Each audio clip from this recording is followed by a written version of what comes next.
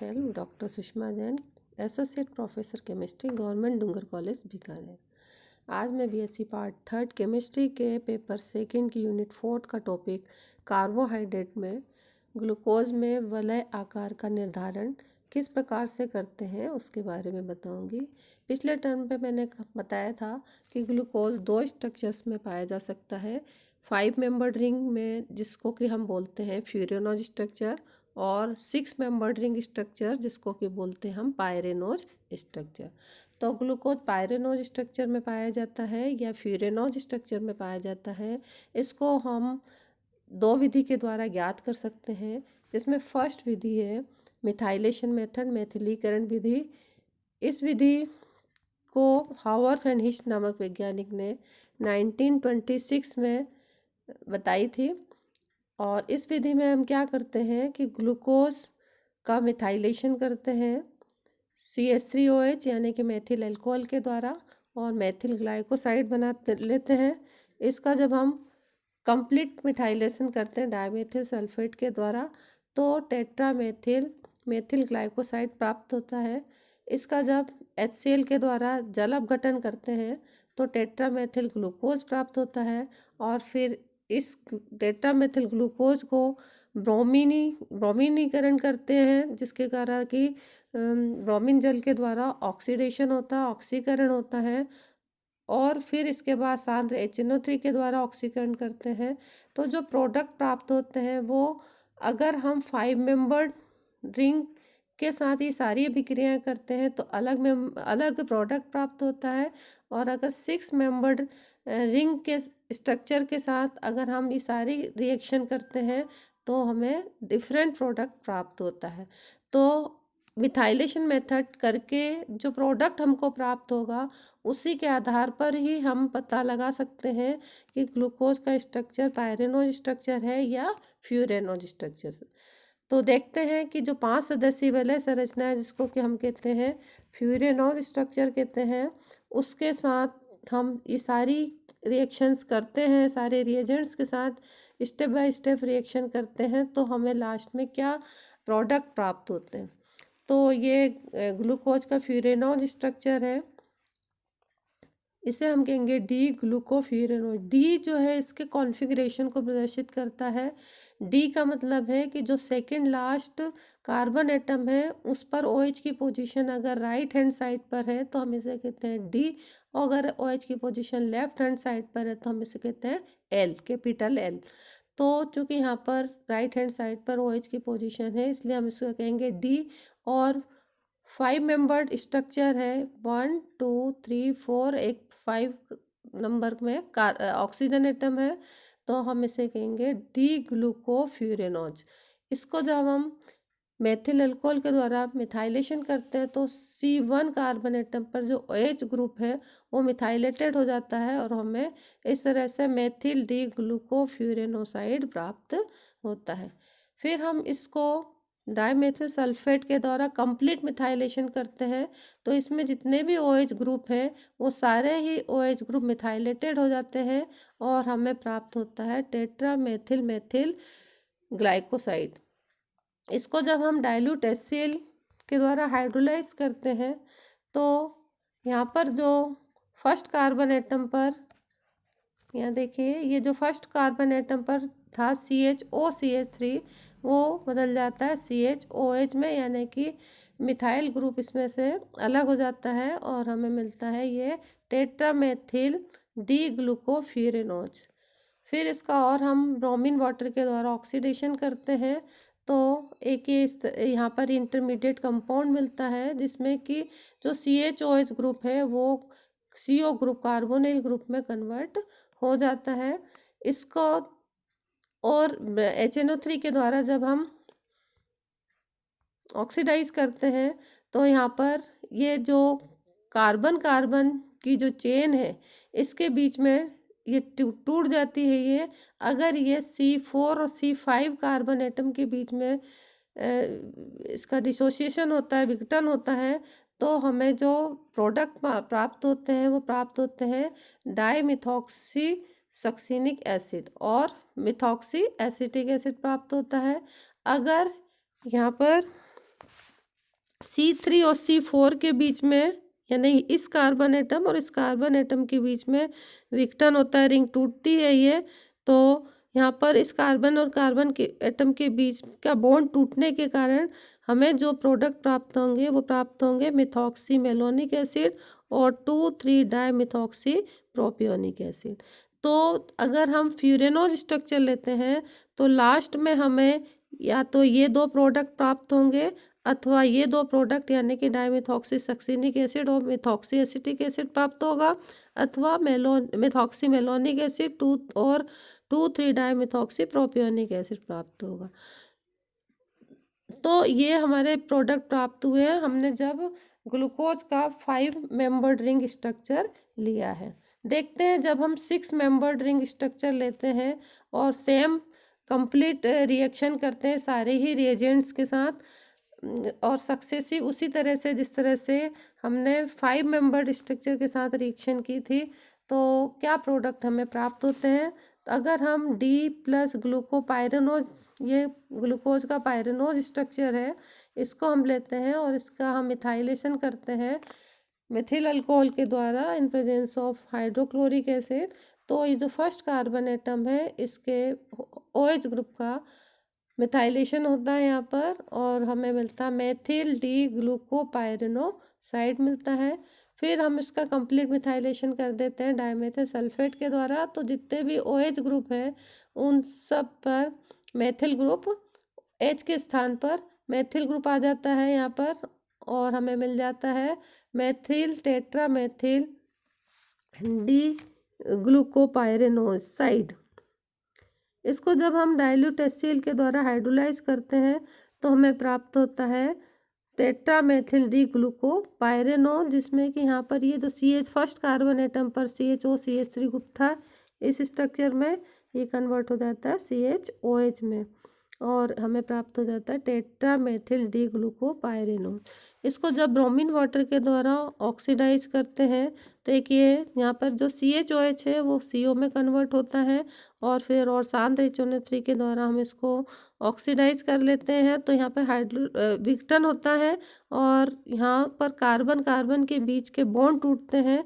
अगर C4 और C5 यानी कि ये C4 और C5 के बीच में बॉन्ड का विदलन होता है यानी कि बॉन्ड टूटता है, तो हमें जो प्रोडक्ट प्राप्त होता है वो प्राप्त होता है डाईमिथॉक्सी सक्सिनिक एसिड प्राप्त होता है इस तरह से। और साथ ही मिथॉक्सी एसिटिक एसिड भी प्राप्त होता है।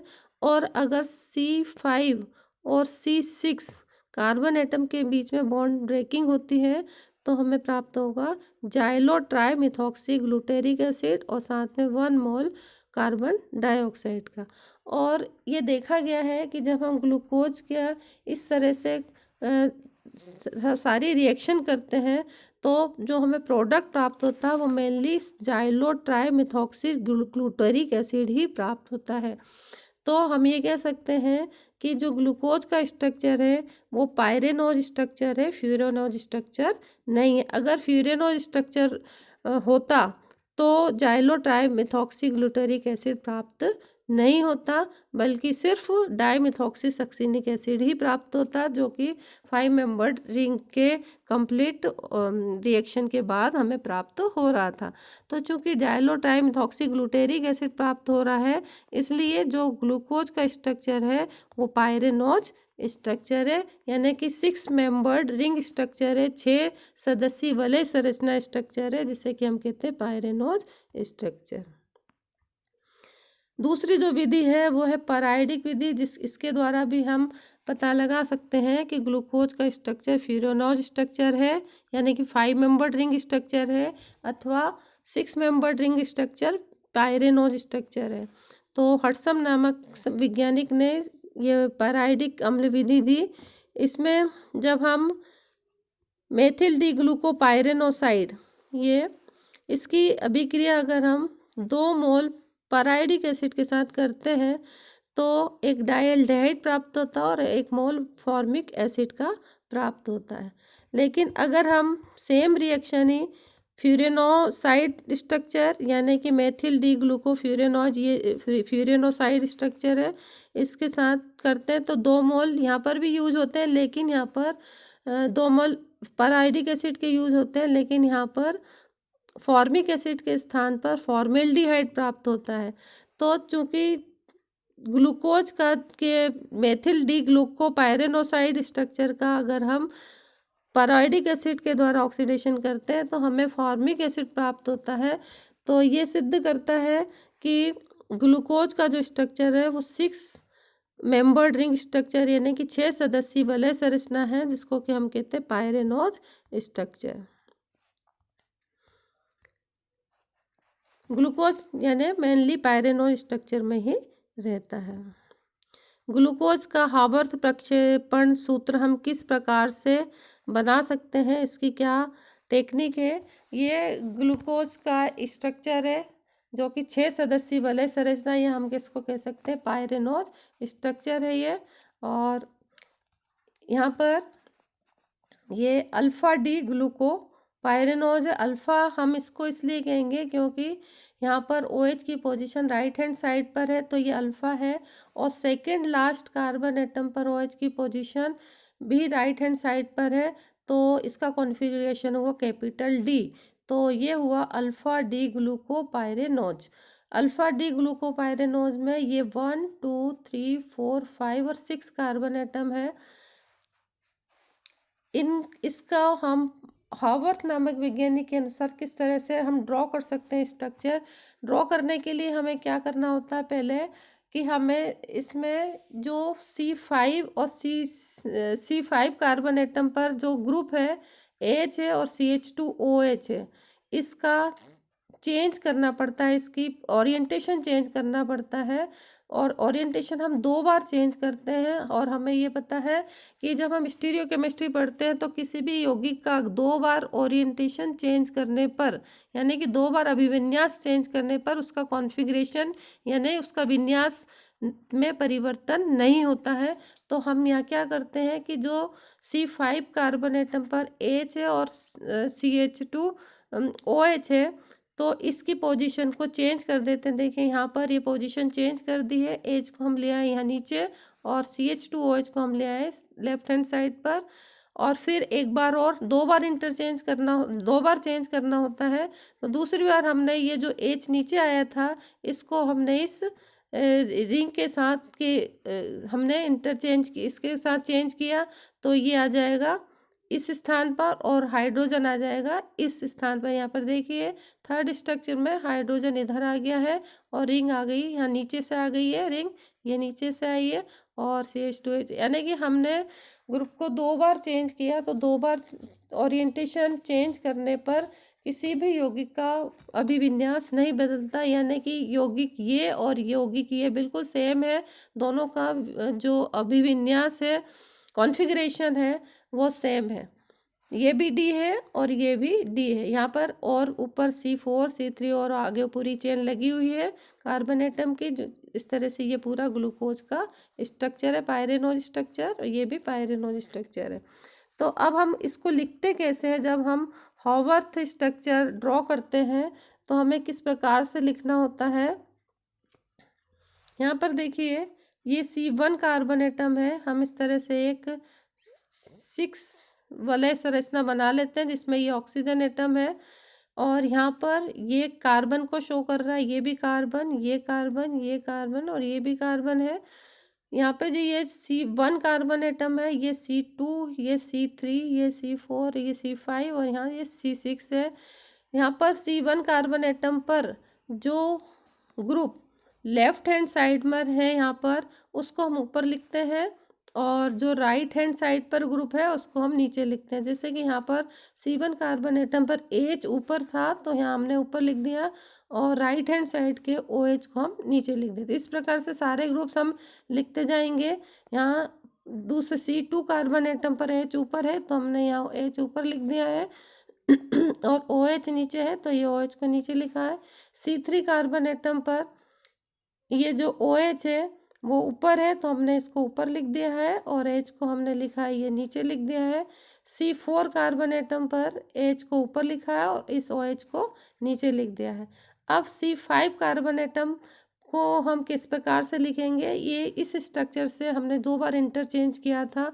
तो C5 कार्बन एटम पर H आ जाएगा नीचे, क्योंकि ये राइट हैंड साइड पर है तो ये H नीचे आ गया, और CH2OH जो कि लेफ्ट हैंड साइड पर है तो ये CH2OH ऊपर आ गया। तो इस प्रकार से हम जो ग्लूकोज है उसका पायरेनोज स्ट्रक्चर को हावर्थ प्रोजेक्शन फॉर्मूले के अनुसार हम लिख सकते हैं इसको। तो ये अल्फ़ा डी ग्लूकोपायरेनोज स्ट्रक्चर हमने ड्रॉ कर लिया, इस तरह से हम ड्रॉ किया हुआ है हमने। और इसमें यहाँ पर इसको हमने अल्फ़ा कहा है क्योंकि इसमें जो OH की पोजीशन है वो राइट हैंड साइड पर है। ये देखें, ये राइट हैंड साइड पर थी इसीलिए हमने इसको नीचे लिखा था। तो ये है अल्फ़ा डी ग्लूकोपायरेनोज। अगर इसमें ग्लूकोज में OH की पोजीशन लेफ्ट हैंड साइड में हो जाए, C1 कार्बन एटम के OH की पोजीशन, तो हमने यहाँ पे देखिए OH की पोजीशन विपरीत कर दी, OH को ऊपर लिख दिया और हाइड्रोजन को नीचे लिख दिया, तो ये हो गया बीटा डी ग्लूकोपायरेनोज। ये दोनों एक दूसरे के एनोमर हैं, हम इनको एनोमेरिक आइसोमर भी कह सकते हैं। ये दोनों एनोमेरिक आइसोमर है और आइसोमेरिज्म को प्रदर्शित करते हैं। तो हम इस तरह से अल्फ़ा बीटा और को बता सकते हैं। डी इसलिए बताया है कि जो सेकंड लास्ट जो OH ग्रुप है वो राइट हैंड साइड पर है, इसलिए इसका कॉन्फ़िगरेशन हुआ डी और इसका भी कॉन्फ़िगरेशन हुआ डी। इसी तरह से हम 5 मेंबर जो स्ट्रक्चर है जिसको हम बोलते हैं ग्लूकोफ्यूरेनोज स्ट्रक्चर, उसको भी हम ड्रॉ कर सकते हैं। और ड्रॉ करके हम इस तरह से लिख सकते हैं जिसमें 1 कार्बन एटम पर CHOH, 2 पर CHOH, H ऊपर OH नीचे, 3 पर OH ऊपर H नीचे, 4 पर H नीचे और ऊपर CHOH और CH2OH। 5 मेंबर्ड रिंग है क्योंकि इसका स्ट्रक्चर फ्यूरेनोज स्ट्रक्चर है। 5 मेंबर्ड इसलिए कि एक ऑक्सीजन हो गया और 4 ये कार्बन एटम, ये मिलकर 5 मेंबर्ड फ्यूरेनोज स्ट्रक्चर बना रहे हैं। तो अब इस तरह से हम अल्फ़ा डी ग्लूको फ्यूरेनोज के स्ट्रक्चर को भी लिख सकते हैं और बीटा डी ग्लूको फ्यूरेनोज के स्ट्रक्चर को भी हावर्थ प्रोजेक्शन फॉर्मूले के अनुसार लिख सकते हैं। तो ये बहुत ही सिंपल मेथड है। तो थैंक यू, आप सभी को समझ में आ गया होगा।